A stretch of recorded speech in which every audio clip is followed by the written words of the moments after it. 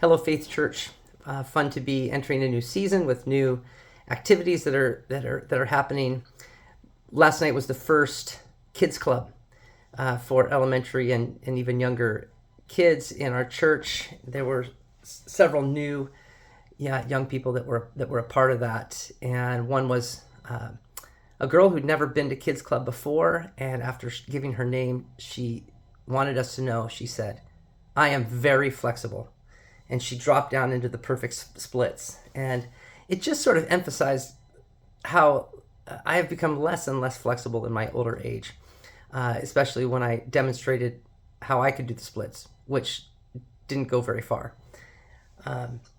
We are talking this Sunday about a passage Jesus tells to those who are listening, and in the midst of the crowd are Pharisees and teachers of the law, but especially sinners and tax collectors, it says, that are gathered around him, and he tells the parables of the lost sheep and the lost coin, and we'll be reading those. I encourage you to take a look at those before Sunday as well. But once again, Jesus is trying to increase our flexibility and trying to widen our view of who God would go out of his way to seek and to save, and eventually to throw a party for when they come home to the Lord. And we enter into this weekend once again with the background noise of the news in our world and the difficult situations that facing, not just in our country and world, but I've heard so many personal stories of tragedy and difficult situations that people are facing.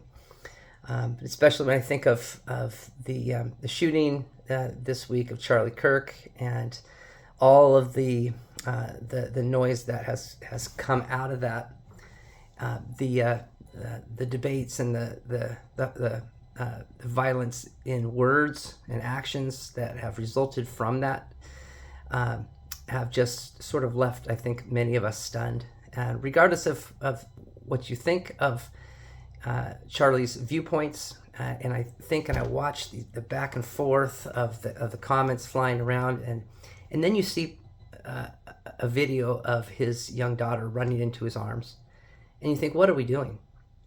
This is a human being, and at that point, nothing else really matters. There were parts of many things that he said that I very much disagreed with. There were parts of his method and plan that made a lot of sense in the way that he was trying to engage and have open dialogue with young people in our country.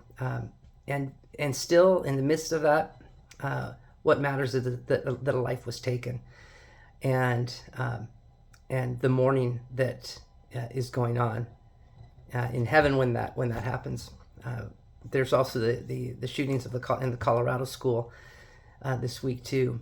So a lot of mourning. But in the midst of all of that, still, we have this passage about a God who's throwing parties every day too, of people that are returning to him. And I think the party gets bigger and wider when we as God's people can increase our flexibility and celebrate along with God, with people that maybe we least might have expected would return and be a part of God's family. So I invite us to come with open minds, open hearts with that, even if it is tamed by what is going on around us in the world, and ready to throw a party for the things that God is celebrating in our world and those around us as well. So in this difficult week, I invite you to know the peace of Christ still, and celebrate what God is doing in and amongst us in this world. Thank you for tuning in here today, and thank you for looking ahead. I invite you to take a look at the notes for this video and that go along with it for some of the other exciting things that will be happening, that we'll be celebrating on Sunday as well. Peace be with you. Take care.